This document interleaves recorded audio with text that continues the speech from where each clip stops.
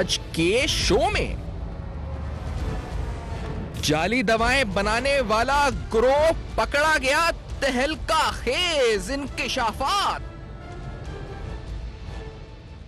बासर अफराद की पुष्पनाही से अस्पतालों और मेडिकल स्टोर्स पर जाली अद्वियात फरोख्त। एफआईए ने ड्रैप की लेबोरेटरी रिपोर्ट पर जाली दवाओं की तैयारी में मुलविस 5 मुल्जिमान को गिरफ्तार कर लिया।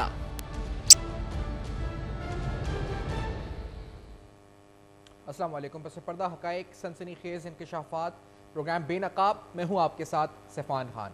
नाज़रीन, बहुत से फ्रॉड बिजनेसेस इस प्रोग्राम में हम अनकवर करते हैं, आपको बेनकाब करके बताते हैं कि किस तरह मुबीना फ्रॉड, मिली भगत, कलूसिव बिहेवियर और जहां पर भी धांधली आप कह सकते हैं कि बदनवानी होती है, आपके सामने बेनकाब करते हैं। ऐसे हाउसिंग सोसाइटीज़ के स्कैम आते हैं, मुख्तलिफ स्कैम्स हमारे सामने नज़र से गुजरते हैं, जहां बेसिक टैक्टिक जो होती है फ्रॉड की होती है, यानी शहरियों के साथ झूठ बोलकर या शहरियों को उनके जो हकूक हैं वो मारकर उनको इस वक्त उनकी जो तमाम जमा पूंजी होती है वो लूट ली जाती है।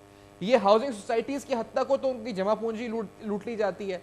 अगर ये मामला किसी और प्रोडक्ट की हद तक हो तो उसका नुकसान उनकी जेबों पर होता है। लेकिन बाज़ चीज़ें ऐसी होती हैं जिसका ताल्लुक इंसानी ज़िंदगी से होता है, इंसान की सेहत से होता है। वो उन चीज़ों में एक शुमार बेसिक बुनियादी जो नेसेसिटी आप कह सकते हैं वो अद्वियात हैं। हम सब जानते हैं कि इस वक्त एक क्राइसिस सा है फार्मास्यूटिकल सेक्टर में। हमने जैसे बात भी की है, बहुत सी माफियाज भी एक्टिव हैं, कीमतों में इजाफा हो जाता है और बेपना इजाफा कीमतों में अद्वियात की हुआ है।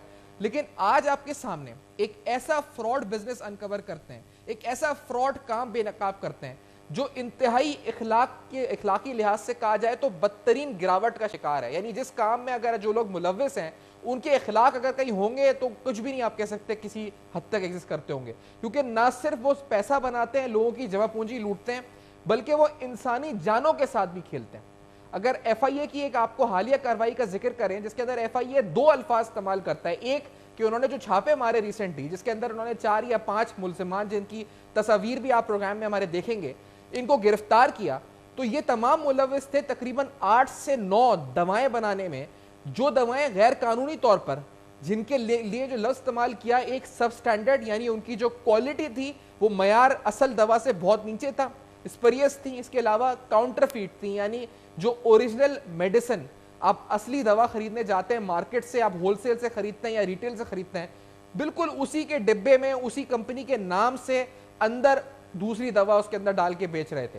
यानी आपको सब स्टैंडर्ड, आपको आपकी सेहत को बिगाड़ देने वाली दवा, यानी जिसके जरिए आपकी सेहत ठीक हो बजाय बल्कि सेहत खराब होने का खदशा हो, ऐसी अद्वियात को फरोख्त करने मुलविस थे। बड़ा अहम सवाल इस एफआईए की एफआईआर के अंदर सामने आता है। कॉर्पोरेट क्राइम सर्कल की कार्रवाई हुई, इसका पस मंजर कुछ अगर आपको बताएं तो बड़ा इंपॉर्टेंट है ये बताना कि कुछ माह कबल ड्रैप ने कराची की लियाकताबाद डाकखाने के अंदर एक मार्केट और कुछ मेडिसिन की जगहों पर जहां फरोख्त होती हैं वहां छापा मारा था। इस छापे के दौरान ड्रैप की तरफ से, यानी जो ड्रग रेगुलेटरी अथॉरिटी है, उनकी तरफ से उन्होंने निशानदेही की थी कि कुछ उन्हें ऐसी मेडिसिन मिली थी। और मैं आपको बताता चलूं कि सिर्फ पंजाब में तकरीबन 5 ड्रग टेस्टिंग लैब्स हैं, इसके अलावा पाकिस्तान के मुख्तलिफ शहरों में ड्रग टेस्टिंग लैब्स हैं। तो उन लैबोरेटरीज की रिपोर्ट की बुनियाद के ऊपर मजीद कार्रवाइयां हुई। एफआईए ने यह छापा भी लियाकताबाद में एक घर पे मारा, जहां पर एक मुलजिम को गिरफ्तार किया, जहां पर एक दवा के डिब्बे बरामद हुए, और उसके बाद मंगोपीर के अंदर एक और जगह पर छापा मारा जहां पर खाली बोतलें मिली एक दवा की। तो मुख्तलिफ केमिकल्स को लेकर, ये मुख्तलिफ कंपनियों के ओरिजिनल पैकेजिंग को लेकर उन केमिकल्स में उनको रीपैकेजिंग कर कर ये मेडिसिन आगे फरोख्त करते थे। तो सवाल यहां पर उठता है कि ये जो मेडिसिन बनती है इलीगल फैक्ट्रीज में, ये आखिरकार बनती है तो इस पर कोई चेक एंड बैलेंस है या नहीं है? क्योंकि मैं ये सवाल इसलिए उठा रहा हूं कि एक नहीं, तवातुर के साथ कई बार इस तरह की स्टोरीज हमारे सामने आई हैं कि एफआईए ने या ड्रैप ने गैर कानूनी जाली अद्वियात बनाने की फैक्ट्री पे छापा मारा, लेकिन ये मामला ताहाल चल रहा है, एक पूरा माफिया एक्टिव है। अगर मेरी मुख्तलिफ जराए से बात हुई इस प्रोग्राम से कबल तो उन्होंने बताया कि किस तरीके से ये दवा बनती है, उसके बाद ये दवा किस तरीके से होलसेल मार्केट तक जाती है, और होलसेल मार्केट के अंदर मुझे बताया गया कि तकरीबन 4 तरीके की दवाएं आपको मिलेंगी। होलसेल मार्केट में सिर्फ लाहौर की जो शाह आलम रोड पे मार्केट है, बताया गया कि तकरीबन 40 से 60 मिलियन अद्वियात बिकती हैं एक दिन के अंदर तकरीबन 4 से 6 करोड़ रुपए की। यही हाल कराची का है, तकरीबन 5 से 7 करोड़ रुपए की दवा यहां पर बिकती है एक दिन में होलसेल मार्केट के अंदर। कहा गया कि इसमें से 50% दवा काउंटरफीट यानी जाली होती है। और अद्वियात की 4 कैटेगरीज यहां पर मिलती हैं। एक कैटेगरी वो होती है जो बिल्कुल दुरुस्त होती है, यानी जो अच्छे स्टैंडर्ड की, अच्छे ब्रांड की दवा होती है। दूसरे नंबर पे वो दवा होती है जो कि उसी ब्रांड का, यानी जो अच्छा ब्रांड होता है उसी ब्रांड के फॉर्मूले को इस्तेमाल कर एक अननोन ब्रांड दवा बेचता है। लेकिन इस दवा के अंदर कहा गया है, हमें जो जराए ने बताया कि इस दवा में बहुत खदशा होता है कि दवा सब स्टैंडर्ड हो, यानी जो क्वालिटी है उसके मुताबिक ना हो। ये दवा लोग इसलिए खरीदते हैं क्योंकि इसकी कीमत जो है, जो महंगी दवा है उससे कम होती है। यानी मिसाल के तौर पे आप एक दवा लेने जाते हैं रिटेल स्टोर पे, और जो दवा 50 रुपए की मिलती है नॉन ब्रांड की, वही दवा अगर 10 रुपए की या 20 रुपए की दूसरे ब्रांड की उसी फॉर्मूले के साथ मिलती है तो वो लोग खरीद लेते हैं। और ये रिटेलर्स भी इसलिए जाके खरीदते हैं क्योंकि इसमें मुनाफे का मार्जिन ज्यादा होता है जो अननोन ब्रांड्स की दवा बताई जाती है। और तीसरे नंबर पर जो दवा होलसेल मार्केट में अवेलेबल होती है वो दवाएं होती हैं जो कि काउंटरफीट होती हैं, यानी बिल्कुल ही जाली होती हैं। आप एफआईए की इस रिपोर्ट में आप देखेंगे इसमें 9 से 10 दवाओं के नाम मौजूद हैं जो छापे में पकड़ी गई थी, जो ये लोग मुल्जिमान बनाते थे। वो तमाम वो दवाएं जो बिल्कुल जाली हैं, यानी बिल्कुल काउंटरफीट है, यानी उन दवाओं का अंदर कुछ और भरा हुआ है, बाहर पैकेजिंग किसी नॉन ब्रांड की है और वो दवा बिक रही है। यानी बिल्कुल आप कह सकते हैं आसान अल्फाज में तो जहर बिक रहा है दवा की पैकेजिंग में, और ये बिल्कुल सस्ते दामों पे फरोख्त हो जाता है। तो एक ये जाली कारोबार तीसरे नंबर पे। और चौथी दवा वो जो कि बैंड है, यानी जो गैर कानूनी है, जिनको बेचना वो दवाएं फरोख्त हो रही हैं। तो 4 ऐसी चीजें जो कि होलसेल मार्केट में फरोख्त हो रही हैं। अब सवाल ये कि जो सप्लाई चेन है, यानी किस तरीके से ये दवा फैक्ट्री से बनती है और होलसेल मार्केट पहुंचती है और फिर होलसेल मार्केट से रिटेल मार्केट जाती है, ये पूरी सप्लाई चेन को ताहाल तोड़ने के लिए क्या कार्रवाई हुई है, ये सवाल प्रोग्राम में उठाएंगे। आपको ये भी बताएंगे कि ये दवा सिर्फ होलसेल से रिटेल नहीं बल्कि अस्पतालों में, मेडिकल डिस्पेंसरीज में, क्लिनिक्स में जाती हैं। ये गैर कानूनी काम चलता है। बहुत से गैर कानूनी काम इस प्रोग्राम में बेनकाब किए हैं, बहुत से फाइनेंशियल स्कैम्स बेनकाब किए हैं, बहुत से आपको नॉन फाइनेंशियल स्कैम्स बेनकाब किए हैं। इस माशरे के बहुत से जुर्म जो है उनसे पर्दा उठाया है। लेकिन ये एक अनोखा जुर्म है क्योंकि ये इंसानी सेहत के साथ पैसों के एवज खेला जा रहा है। इंसानी जान की कोई कीमत नहीं है ऐसा लगता है। यानी जाली दवा बेचकर, जाली दवा बनाकर एक बड़ी ब्रांड कंपनी के डिब्बे में डालकर उसको जहर फरोख्त किया जा रहा है। ऐसे लोगों पर उनको या तो उनके अंदर इखलाक है नहीं, जो ये बनाते हैं, जो ये खरीदते हैं और जो ये बेचते हैं, उन सब के ऊपर। क्योंकि ये जो बेचते हैं, जो होलसेल में खरीदते हैं और होलसेल में आगे रिटेलर्स खरीदते हैं और फिर वो रिटेलर्स जो कि आम आदमी को बेचते हैं, इन सब के ऊपर, इस पूरे सिस्टम के ऊपर बड़े अहम सवालात हैं कि आखिरकार इस माशरे में हो क्या रहा है। इस ब्रेक के बाद जो हमने इत्तलात हासिल की है कि रजिस्टर्ड फार्मास्यूटिकल कंपनीज, यानी वो जो रजिस्टर्ड हैं उनकी तादाद तकरीबन 4000 है, 4000 या कितनी बताई गई है। और जो अनरजिस्टर्ड कंपनीज ऑपरेट कर रही हैं, जिनका नाम और निशानी नहीं की रजिस्ट्री के अंदर, वो तकरीबन 1 लाख तक हैं। तो हम इस प्रोग्राम में आपको हर लिहाज से, माशरे के लिहाज से, फार्मास्यूटिकल सेक्टर के लिहाज से और एफआईए की इस कार्रवाई के लिहाज से, इस बड़े गिरोह को जो बेनकाब हुआ है, जो गिरफ्तार हुआ है, इसके और कहां कहां तक इसके ताने बाने मिल सकते हैं, ये सब कुछ करेंगे बेनकाब इस मुख्तसर से ब्रेक के बाद। हमारे साथ रहिए।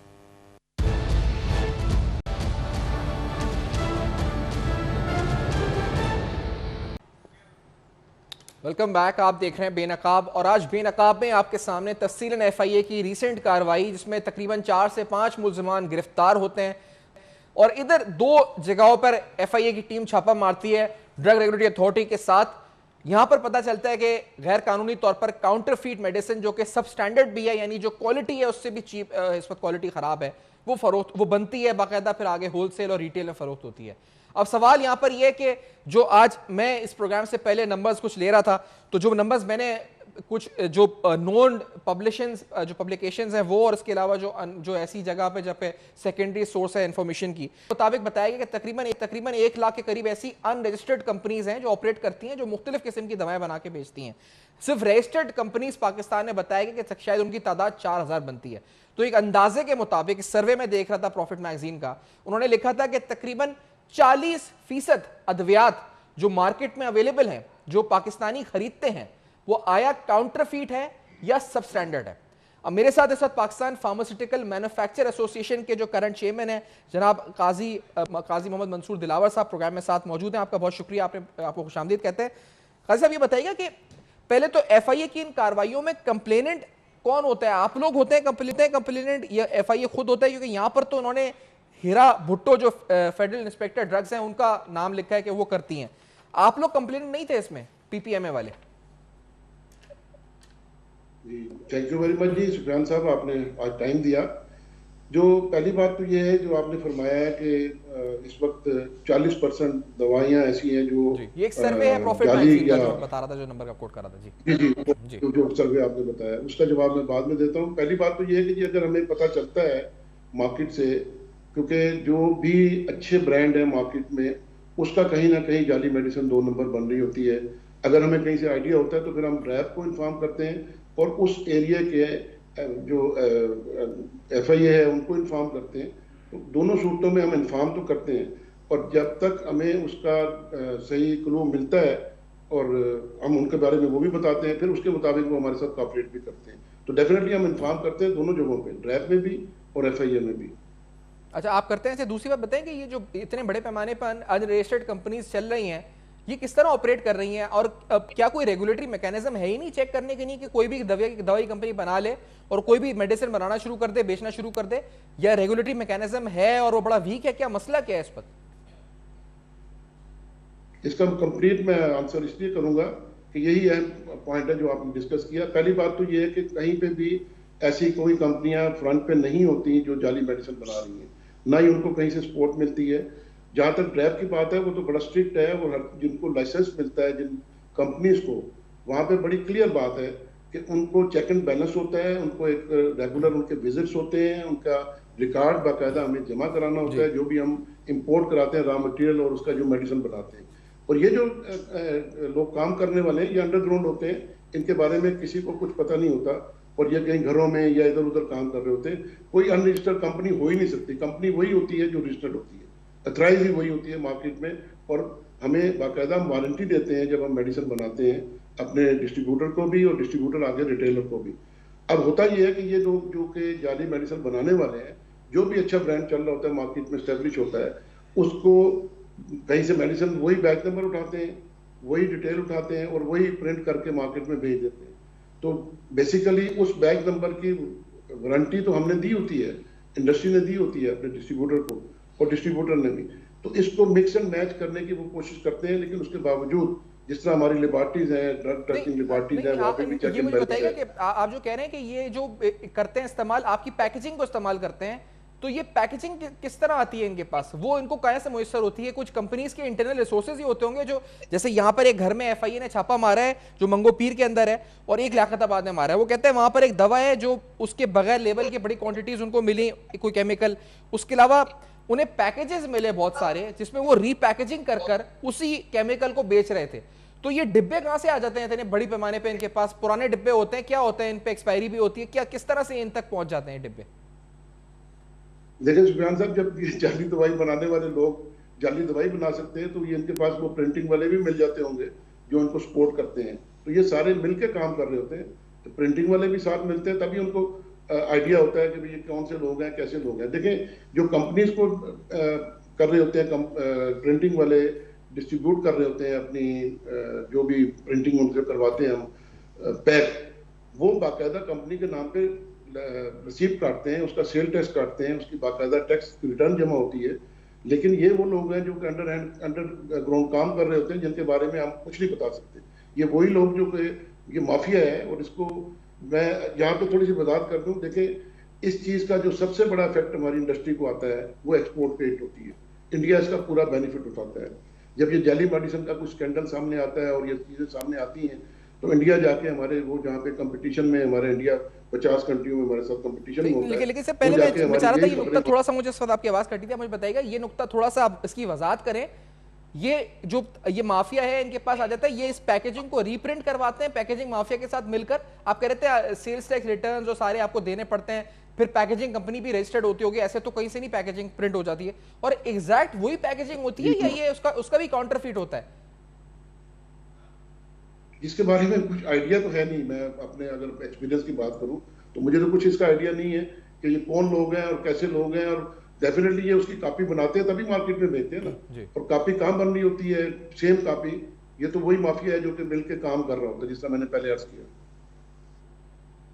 अच्छा, और फिर ये जो आप बना लेते हैं, बनाने के बाद फिर क्या होता है? ये बन जाती हैं, जैसे 2 घर हैं इनमें बन गई, इसके बाद ये होलसेल में जाती है या रिटेल में जाती है? और होलसेल में जाती है तो फिर किस तरीके से जाती है? ट्रांसपोर्ट छुप छुपा के इस वक्त ऐसे हिडन बैग्स के अंदर बोरियों में डाल के ले जाते हैं, किस तरह से? आपके इल्म में कुछ है? क्योंकि काम किस तरह होता होगा ये, अगर आप बता सकें।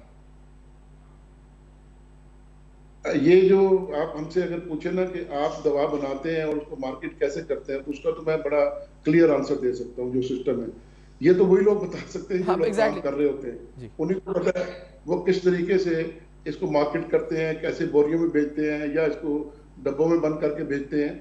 तो इस हिसाब से तो वही लोग जानते हैं, उन्हीं को पता है। मैं तो उसके बारे में आपको बाजार से नहीं बता सकता। हम तो अपना सिस्टम बता सकते हैं कि जो इंडस्ट्री काम कर रही है, जो कि सही रजिस्टर्ड कंपनीज हैं, जो कि लाइसेंस कंपनीज हैं, उनका सिस्टम क्या है। तो लेकिन आपने कहा कि ये माफिया है पूरा जो काम करता है, तो इस माफिया में कौन कौन मुलव्विस हो सकता है? आप इस पर रोशनी डाल सकते हैं, क्योंकि ये माफिया इतने बड़े पैमाने पर काम कर रहा है और लोगों की सेहत के साथ खेल रहा है। और यही बताएं इससे नुकसान कितना हो सकता है इंसानी जानों का? अगर आप एक दवा का वही केमिकल या आगे पीछे करके रीपैकेजिंग करके बेच दें और कोई खा ले उसको, तो उसका सेहतमंद होने के बजाय उसका कितना नुकसान हो सकता है इससे? डेफिनेटली ये बहुत बड़ा लॉस है इंसानी सेहत का, इंसानी जान का और इंसानियत का। कि ये इंसानियत सोच काम है और इन लोगों को तो किसी सूरत में भी स्पेयर नहीं करना चाहिए। मैं आपके प्लेटफॉर्म से ये बात बड़ा क्लियर कह रहा हूँ कि ये लोग वो हैं, क्योंकि हमने हर मौके पे, हर स्टेज पे, हर फोरम पे ये बात आके कही कि इन लोगों को स्पेयर नहीं करना चाहिए। ये 2 नुकसान पहुंचा रहे हैं। एक तो इंसानों को जान पहुंचा रहे हैं, उनको नुकसान पहुंचा रहे हैं, उनकी सेहत का नुकसान पहुंचा रहे हैं, और दूसरा अपने मुल्क को भी नुकसान पहुंचा रहे हैं। जिस तरह मैंने कहा, हमारा एक्सपोर्ट भी हिट होता है। हमारी वो प्रोडक्ट जो कि मिसाल के तौर पे पिछले दिनों कोविड का सिलसिला अभी भी चल रहा है, तो एंटीबायोटिक मेडिसिन बहुत सारी मार्केट में है। अगर उसका कोई भी कोविड का पेशेंट उस मेडिसिन को खाता है तो खुदा ना खास्ता वो जाली मेडिसिन उसके हाथ में लग जाती है, तो वो तो बेचारा मरीज गया। तो ये तो बहुत बड़ा लॉस है।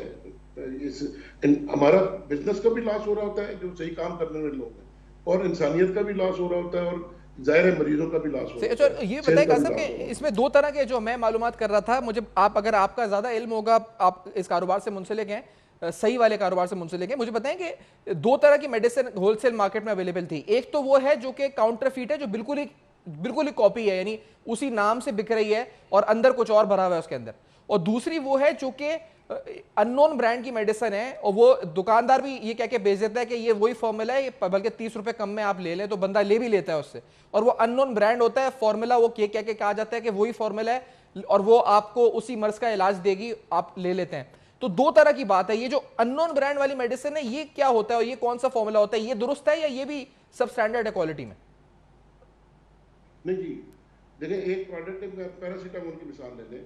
उसका मेन ब्रांड आपको पता है, जो नाम है उसका, अब उसके 10 कंपनियां बना रही हैं। अगर डॉक्टर पेनाडॉल लिख देता है तो उसके बदले पैरासीटामोल किसी और कंपनी की भी ले ले, तो वो भी उतनी इफेक्टिव होती है, उसमें कोई डिफरेंस नहीं होता। वो कंपनियां जो कि मैंने कहा ना लाइसेंस्ड हैं, उनकी प्रोडक्ट फार्मूला सेम है, तो उनका इफेक्ट भी सेम ही होता है, उसमें कोई डिफरेंस नहीं होता। सही। लेकिन अब आप क्या, क्योंकि ये तो बार बार कार्रवाइयां हो रही हैं। अक्टूबर 2020 के अंदर जब मैंने पता किया था, तो अक्टूबर के अंदर बच्चों को जो दवाएं दी जाती हैं, छोटे बच्चों को, वो काउंटरफीट होके बिक रही थी और पकड़ा गया था। एफआईए ने कार्रवाई की थी। अभी कुछ दिन कबल, कुछ माह कबल ड्रैप ने कार्रवाई करी। ड्रैप ने एक स्कैंडल एक लियाकताबाद से देखा कि वहां पर फेक मेडिसिन बन रही थी, उन्होंने देखा। अब एफआईए की रिपोर्ट सामने आ गई है, आपने भी देखा होगा। बार बार कार्रवाइयां होती हैं, इन कार्रवाइयों से फर्क कोई पड़ता है? आप as a industry operator, stakeholder समझते हैं, या ये एक बस कागजी कार्रवाइयां, गिरफ्तारियां, फिर वही मामला चलता रहता है? देखिए, अभी ये जो अभी आपके तवज्जुह से माशाल्लाह आप इसको बड़ा एक्टिवली लेके चल रहे हैं, और आप बड़ा बेनकाब, आपका एक बड़ा फेमस प्रोग्राम भी है, कि एक बात क्लियर है कि जब ये पकड़े जाते हैं तो डेफिनेटली उसका पॉजिटिव इफेक्ट आता है मार्केट में। हमारी जो प्रोडक्ट मार्केट में 2 नंबर आ रही होती है, वो फौरी तौर पे वो लोग माफिया कहीं ना कहीं छुप जाता होगा।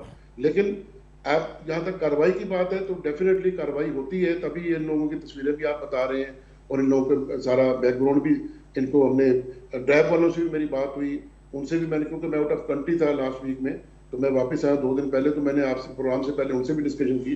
तो ड्रैब भी पूरा एक्टिव है इस वक्त, और ड्रैब पूरा इसको अपने ग्रिप में लाना चाह रहा है। उसके लिए हम थोड़ा सा गुजारिश ये करेंगे कि जो मैं आपके प्लेटफॉर्म से, कि जो इस वक्त सबसे बड़ा इशू है वो यही है कि जाली मेडिसिन किसी सूरत में भी मार्केट में नहीं आनी चाहिए, उसका तरीकाकार दो हैं। एक तो हमारा ज़मीर अल्लाह ताला दोबारा जिंदा कर दे, जो लोग ये काम करते हैं उनका ज़मीर ठीक नहीं होता, ज़मीर मर चुका होता है। और दूसरा, जो भी महकमे हैं, मैं यहाँ पे FIA को भी कहूँगा, ड्रैब डेफिनेटली एक्टिवली काम कर सकता है, लेकिन ड्रैब तो निशानदेही कर सकता है। जो भी इदारे हैं वो इसमें स्ट्रांगली रिएक्शन करें और स्ट्रांगली इसको अपनी ग्रिप में लें, और इनके पीछे जो लोग हैं उनको सामने मंजर आम पे भी लाएं और उनको सजा भी दें, सख्त से सख्त सजा दें। सख्त से सजा दें, पकड़े जाते हैं, कुछ माह बाद खबर आती है, हम भी यहाँ डिस्कस कर रहे हैं, फिर दोबारा ये एक्टिव हो जाते हैं। बहुत स्ट्रॉन्ग माफिया है इस पर, आप खुद जानते होंगे जो काम कर रहा है, ये जो इतने बड़े पैमाने पे काम कर रहा है। और ये शायद इन कार्रवाइयों से अरेस्ट से नहीं, बड़ा कोई सर्जरी करनी पड़ेगी, तो बड़े लेवल पे कोई कार्रवाई करनी पड़ेगी। आप लोग आइडेंटिफाई करने में आप लोग मदद करते हैं FIA और ड्रैब की इस सिलसिले में? जी बिल्कुल करते हैं जी। हमें जब भी पता चलता है, जैसे जैसे पता चलता है, जिनका जो ब्रांड होता है किसी न किसी हवाले से उनके पास जब भी इंफॉर्मेशन आती है, तो डेफिनेटली हम ड्रैब को इन्फॉर्म करते हैं और FIA को साथ इन्वॉल्व करते हैं। और फिर उसके बाद छापा मारने में भी हमारे जो कंपनी के लोग होते हैं वो साथ मौजूद होते हैं। तो डेफिनेटली हम तो बताते हैं, लेकिन वही बात है कि इसका चेक एंड बैलेंस तब हो सकता है कि जब किसी को सख्त सजा दी जाए और लोगों को इबरत मिले कि यार ये काम नहीं करना, तब ये काम रुकेगा। और डेफिनेटली गवर्नमेंट को भी इन्वॉल्व होना चाहिए। मैं प्राइम मिनिस्टर साहब से भी बात करूंगा, रिक्वेस्ट करूंगा कि ये गवर्नमेंट लेवल पे भी इतना स्ट्रॉन्ग रिएक्शन होना चाहिए इसका, कि जो ये माफिया है वो दोबारा ये सर ना उठाए और हमारी इंडस्ट्री आगे ग्रो करे। और लोगों को जिस तरीके से अल्हम्दुलिल्लाह ये पाकिस्तानी इंडस्ट्री 90% मेडिसिन खुद प्रोड्यूस कर रही है पाकिस्तान में, तो इतना बड़ा, और 50 मुल्कों में एक्सपोर्ट कर रही है, तो इतना बड़ा ये सेगमेंट बन चुका है, तो हमें तो अल्हम्दुलिल्लाह कहीं जरूरत भी नहीं है कि 2 नंबर मेडिसिन कहीं से आए या स्मगल होके आए। तो दोनों सूरतों में हमें इन चीज़ों को, गवर्नमेंट को एक्शन लेना चाहिए। लेट्स टेक अ ब्रेक नाज़रीन। ब्रेक के बाद अहम तरीन मामला, जिस तरह उन्होंने कहा जी ज़मीर इस वक्त आ जाए उन लोगों में, ये तो आपने घिनौने कारोबार भी देखे हैं, आपको बेनकाब किए हैं, हाउसिंग सोसाइटी स्कैम्स हो, फाइनेंशियल नॉन फाइनेंशियल स्कैम्स हो, ये इंसानी सेहत, इंसानी जान के साथ कुछ पैसों के वश खेला जा रहा है। जाली अद्वियात बनाकर फरोख्त की जा रही है, सब स्टैंडर्ड मेडिसिन बनाई जा रही है, काउंटरफीट यानी बिल्कुल आपको उसी पैकेजिंग में अंदर कुछ भी भर के बेचा जा रहा है। ये स्कैंडल आज बेनकाब कर रहे हैं। इस ब्रेक के बाद वापस आएंगे, हमारे साथ रहिएगा।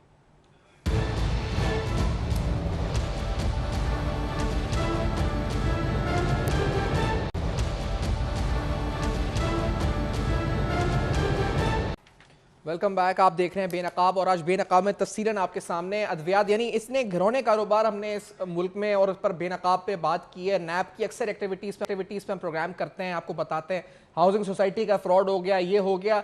ये तो इंतहाई आप कहा जाए कि अखलाकी लिहाज से गिरावट की बदतरीन मिसाल है कि अद्वियात जाली बनाकर, बच्चों के अद्वियात भी शामिल है इसमें, बड़ों के अद्वियात भी शामिल हैं, जो सब स्टैंडर्ड मेडिसिन बिक रही है। और तादाद आप सुनेंगे आप हैरान हो जाएंगे।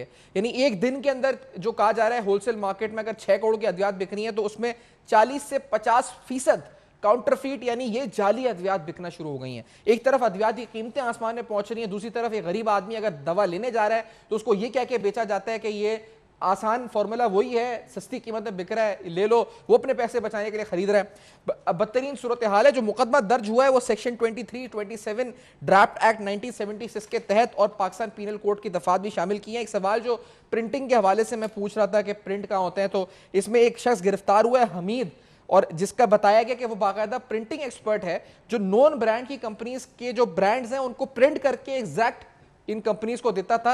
ये 2 घरों में जो छापा मारा था FIA ने, एक लियाकताबाद C1 एरिया लियाकताबाद में डाक खाना, और दूसरा बिस्मिल्लाह होटल के जो है नजदीक मंगोपीर रोड पर, वहां पर जहां पर ये बाकायदा रीपैकेजिंग होकर बिकती थी। मेरे साथ जफर अब्बास साहब मौजूद हैं, JDC के सरबराह हैं, किसी तारुफ के मोहताज नहीं, इंसानी हकूक के हवाले से आगे हर चीज में रहते हैं। जफर साहब बहुत शुक्रिया आपने प्रोग्राम में ज्वाइन किया। जफर साहब, ये तो बुनियादी इंसानी हुकूक, बुनियादी इंसानी जो आप कहा जाए कि जरूरत है अद्वियात खरीदना लेना, एक तरफ महंगी, एक तरफ दवा की किल्लत, और दूसरी तरफ हम ये सुन रहे हैं कि जाली दवाएं बिक रही हैं मार्केट में। ये कितना बड़ा अलमिया है जफर अब्बास साहब?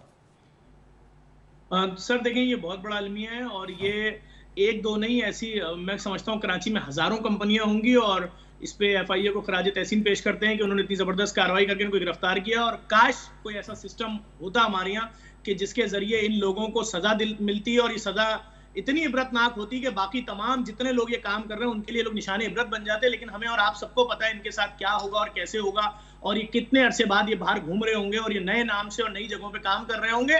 बात ये कि दवाई की कंपनियां तो खुद एक माफिया है। आप किस टॉपिक पे बात करेंगे? हम तो अभी जालसाजी की तरफ जाते ही नहीं। कोई पूछे ना कि आप डॉक्टर को जाकर एक मेडिकल रैप जो है वो कैसे ऑफर कर रहा है, डॉक्टर साहब फला दवाई लिखो, थाईलैंड चले जाना 15 दिन के लिए, 5 star hotel, business class seat.